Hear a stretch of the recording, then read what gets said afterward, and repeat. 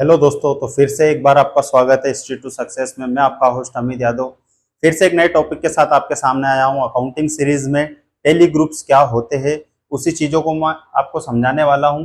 और उसी सीरीज में जो अगला नाम आपका आने वाला है वो आने वाला है सस्पेंस अकाउंट। क्या होता है सस्पेंस अकाउंट, का हम कहाँ पे यूज करते हैं और ऐसे कौन कौन से लेजर्स है जो हम अंडर ग्रुप सस्पेंस अकाउंट में ले जाते हैं। इसमें कौन कौन सी एंट्रियां आती है जो हम सस्पेंस लेजर के अंदर एंट्री करते हैं।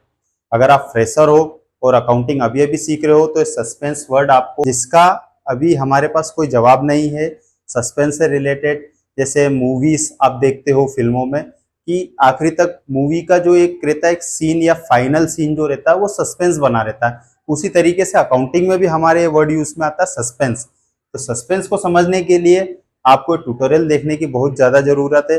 अगर आप नए हो तो आपको जरूर देखना चाहिए। आप पुरानी अकाउंटिंग कर रहे हो या पहले से कहीं पे जॉब कर रहे हो तो आपको इसके बारे में काफी अच्छे से पता होगा। और ये जो अकाउंटिंग कोर्स रहने वाला है जो मैं आपको सिखा रहा हूँ ये बिल्कुल पूरी तरीके से फ्री ऑफ कॉस्ट में रहेगा। तो ये जो अकाउंटिंग कोर्स रहेगा आपका, जितने भी मैं आपको ट्यूटोरियल्स बता रहा हूँ ये आपके लिए फ्री ऑफ कॉस्ट रहेंगे। इसका कोई चार्ज नहीं रहेगा। फ्री में अकाउंटिंग सीखे मुझसे और आगे बढ़िए फ्यूचर में। तो आज हम समझते हैं इसको पूरा डिटेल में। एक स्टार्टिंग जब बिजनेस की शुरुआत होती है वहीं से मैं आपको बता रहा हूँ कि सस्पेंस अकाउंट का हम यूज कैसे करते हैं, इसको क्रिएट कैसे करते हैं और इसमें कौन कौन से ट्रांजेक्शन है और कब कब यूज में आते हैं। तो उसी चीज को एक्सप्लोर करते हैं, बढ़ते हैं इसी वीडियो में आगे। तो एग्जाम्पल के साथ मैं आपको यहाँ पे बता देता हूँ। यहाँ पे आप एग्जाम्पल किसी का भी ले सकते हो, जैसे कि मैंने यहाँ पे खुशी इंडस्ट्री ले लिया है। ये आपका खुशी इंडस्ट्री करके एक फर्म है।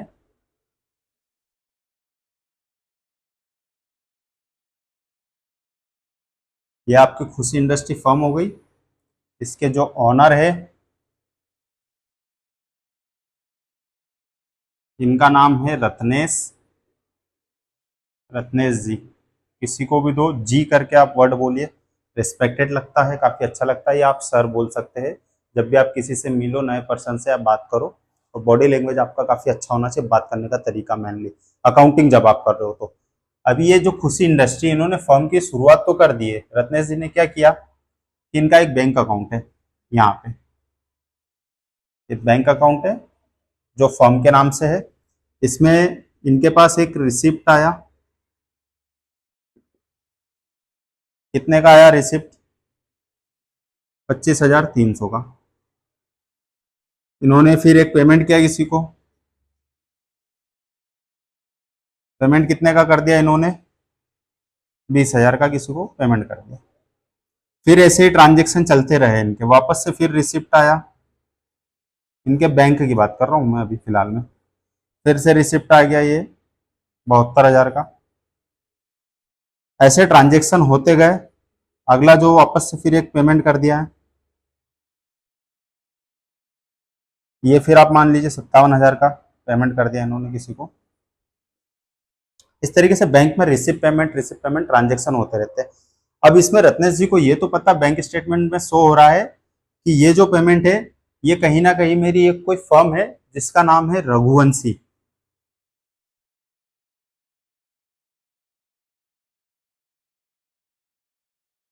ये रघुवंशी इंटरप्राइजेस,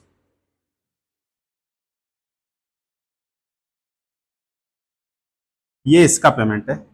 अब ये जो पेमेंट मैंने किया है इसका भी उनको पता, बैंक स्टेटमेंट में नाम आ रहा है कि ये पेमेंट जो आ रहा है मेरा ये किस नाम से है।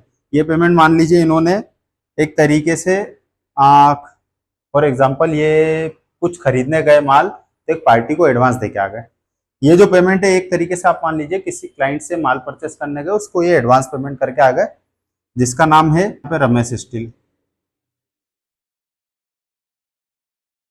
ये कोई सी भी फर्म हो सकती है, XYZ। ये जो है इनके बैंक स्टेटमेंट में शो नहीं हो रहा है कि किससे पेमेंट आया। सामने वाले ने पेमेंट किया तो यूपीआई के थ्रू कर दिया, उसका नाम नहीं आ रहा है, सिर्फ अकाउंट नंबर आ रहा है। तो इनके सामने ये क्या हो गया, क्वेश्चन मार्क हो गया। और ऐसे ही एक ये पेमेंट इन्होंने कर दिया किसी को फोन पे के थ्रू, और उन्हें बाद में नाम याद नहीं आ रहा है कि ये पर्सन कौन है जिसको मैंने पेमेंट दिया। इस केस में आप क्या करते हो, आप फुल टाइम अकाउंटिंग कर रहे हो तो डेली बेसिस पे आप बैंक स्टेटमेंट, अगर आप कहीं पे डाटा एंट्री करते हो और आप डेली बेसिस पे बैंक स्टेटमेंट अपडेट कर रहे हो टेली में, तो आपको डेली रूटीन में क्या रहता है कि सारी एंट्री आप करते हो रिसिप्ट की, पेमेंट की, या बैंक में डिपॉजिट किया है उसकी। और उसमें अगर कोई आपको इस तरीके से डाउट रहता है तो आप क्या करते हो, डायरेक्ट ऑनर से पूछ लेते हो कि ये पेमेंट किससे आया है और आपने ये पेमेंट किसको किया है, तो वो चीज़ें वहीं पे क्लियर हो जाती है। बहुत सी फर्म्स में ऐसा रहता है कि वो आपको बैंक स्टेटमेंट जो रहता है मंथ टू मंथ आपको प्रोवाइड करवाते हैं। जैसे 1 तारीख आपको स्टेटमेंट दे दिया 1 महीने का, और आपको कहा कि आप इसकी एंट्री कर लीजिए आपकी बुक्स में। जब आप एंट्री करते हो तो उसमें बहुत सारे ट्रांजेक्शन ऐसे रहते हैं जो कि क्वेश्चन मार्क रह जाते हैं। तो उन लेजर्स को हम क्या करते हैं, ऐसे जो रिसिप्ट पेमेंट की एंट्री रहती है उस एंट्री को हम ले जाते हैं यहाँ पे सस्पेंस में। ये सस्पेंस में हम उसकी एंट्री कर देते हैं। क्यों करते हैं सस्पेंस का, तो पहले आप एक लेजर बनाओगे, ये लेजर, उसका अंडर ग्रुप करोगे आप सस्पेंस अकाउंट।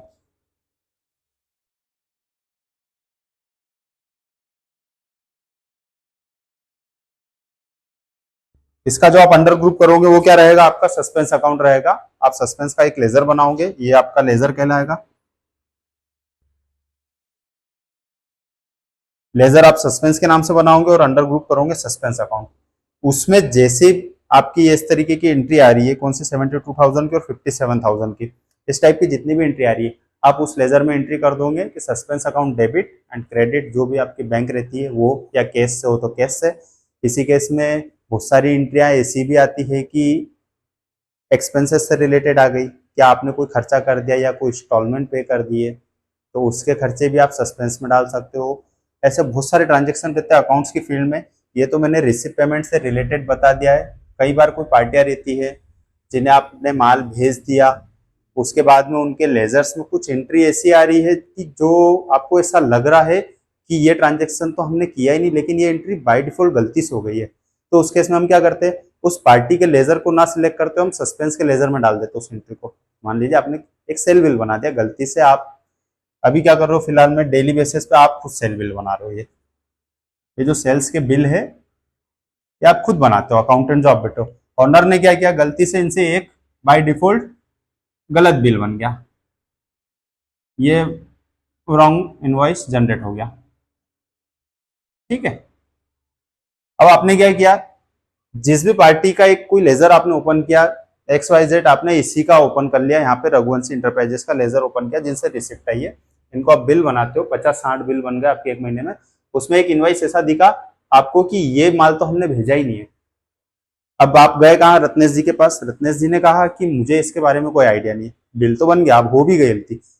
अब आपका काम होता है इसमें यहाँ पे सस्पेंस से उस एंट्री को राइट ऑफ करना। तो राइट ऑफ कैसे करेंगे, आप जाओगे, ये सेल बिल जो बना था रघुवंशी आपका इंटरप्राइजेस के नाम से, उसको आप क्या कर दोगे, नाम चेंज करके सस्पेंस में कर दोगे। सस्पेंस में कर दोगे तो वो एंट्री एक अलग लेजर में चले जाएगी। जब उसकी क्लियरिटी आएगी, जब इनको याद आ जाएगा कि या गलती से बना है या किसी और पार्टी का है, गलती से हमने ये रघुवंशी इंटरप्राइजेस सिलेक्ट कर लिया है, तो उस चीज को हम बाद में सॉल्व करते रहेंगे। अभी जो करंट वर्किंग है हमारी वो डिस्टर्ब ना हो, इसलिए हम उस एंट्री को सस्पेंस में कर देते हैं। तो अभी तक आपको क्या पता था दोस्तों सस्पेंस अकाउंट के बारे में, और जो आज मैंने आपको बताया इस तरीके से डिटेल में समझाया है कि जब आप बैंक स्टेटमेंट की कोई एंट्री करते हो, रिसिप्ट पेमेंट की एंट्री करते हो, ट्रांजेक्शन की एंट्री करते हो, तब ऐसी कोई एंट्री आपके सामने आती है जो आपको नहीं पता है कि किस क्लाइंट की है, उस केस में आप क्या करते हो, सस्पेंस लेजर आप एक क्रिएट करोगे नया, उसका अंडर ग्रुप सस्पेंस करोगे और उस लेजर में आप इस एंट्री को पोस्ट कर दो। लेजर में पोस्ट करने के बाद में क्या रहता है, यह आपका बैलेंस शीट में एक आपको अलग से शो हो जाएगा सस्पेंस का ग्रुप, उसके अंदर आपको सस्पेंस का लेजर दिखेगा, वहां पे आपके जितने भी ओवरऑल ट्रांजेक्शन होंगे 1 महीने के या 1 साल के, वो आपको शो हो जाएंगे। और इसी तरीके के जो टॉपिक्स रहेंगे आगे भी आने वाली वीडियोस में, अच्छे से देखने के लिए, समझने के लिए मेरे चैनल पे अगर आप नए हो तो चैनल को लाइक, फॉलो और सब्सक्राइब जरूर करिए। और भी इस तरीके के टॉपिक्स जो रहेंगे आपके सामने मैं लाता रहूँगा वीडियोस। ये अभी थ्योरिकल बता रहा हूँ, आपको प्रैक्टिकल नॉलेज भी काफ़ी अच्छा दूंगा, तो बने रहिएगा मेरे साथ वीडियो में। मिलते हैं अगली वीडियो में और किसी टॉपिक के साथ, बने रहिएगा।